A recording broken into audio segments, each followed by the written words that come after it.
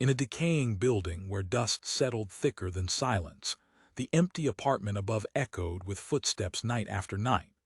But the chilling discovery waiting behind its locked door defied every logical explanation, leaving only a haunting question that clung to the shadows long after the final echo faded.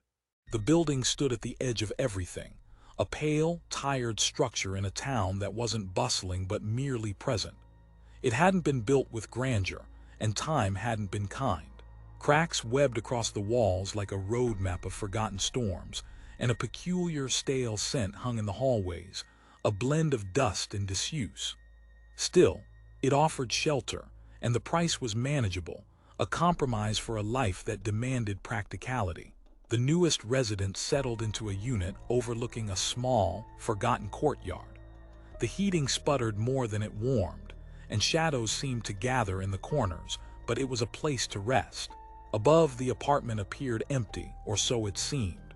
The landlord, a man of few words and fewer smiles, had mentioned its history casually, almost as an afterthought.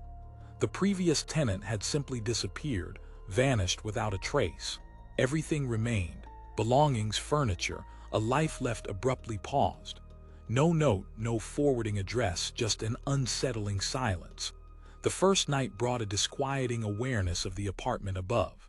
As the building settled into its nighttime rhythms, a new sound emerged: footsteps. Heavy, deliberate steps pacing back and forth across the ceiling.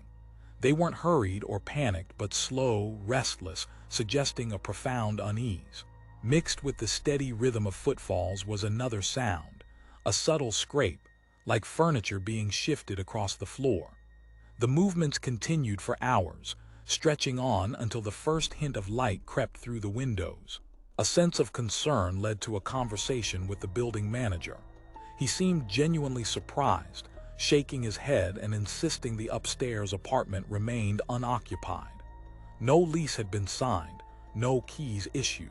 It was as if the sounds had originated from a place that officially didn't exist. Driven by an insistent feeling that something was amiss, the resident persuaded the manager to investigate. The key to the apartment turned with a reluctant groan, and a wave of air rushed out, carrying a thick, unpleasant odor. A cloying sweetness mixed with decay and the smell of dampness. The apartment inside seemed suspended in time, untouched by the passing days. Plates with remnants of food sat on the counters, coated in a film of dust. Clothes lay scattered across the floor, and a muted television screen reflected the room's gloom. Only one door remained closed, leading to what was clearly a bedroom. The manager tested the handle, finding it locked from the inside. After a moment's hesitation, he used his weight to force the door open. The scene within was stark and profoundly sad. A man lay curled on the bed, his skin pale and lifeless. Dried remnants marked his clothing, and the floor surrounding the bed was strewn with empty pill containers. There was no sign of struggle, no suggestion of violence, merely an utter stillness.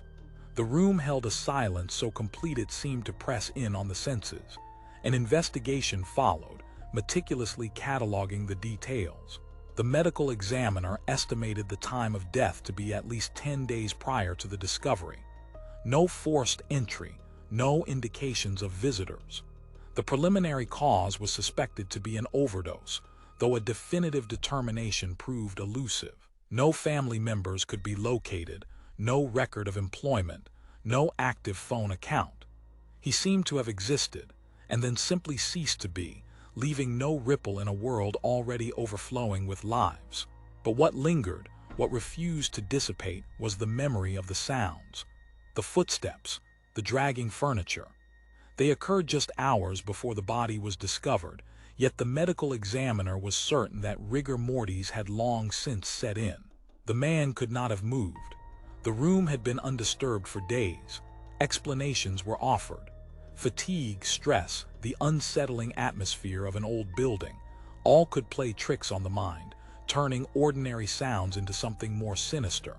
The brain, desperate for meaning, might construct narratives from shadows and silence. Perhaps it was simply a case of an overactive imagination, amplified by loneliness. Yet the unease persisted.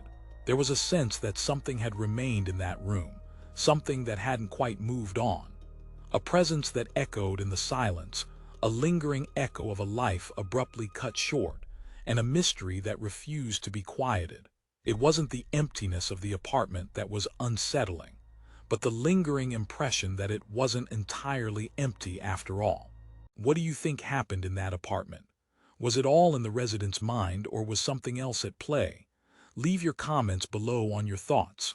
Like, subscribe, share, and hit the bell for more content like this.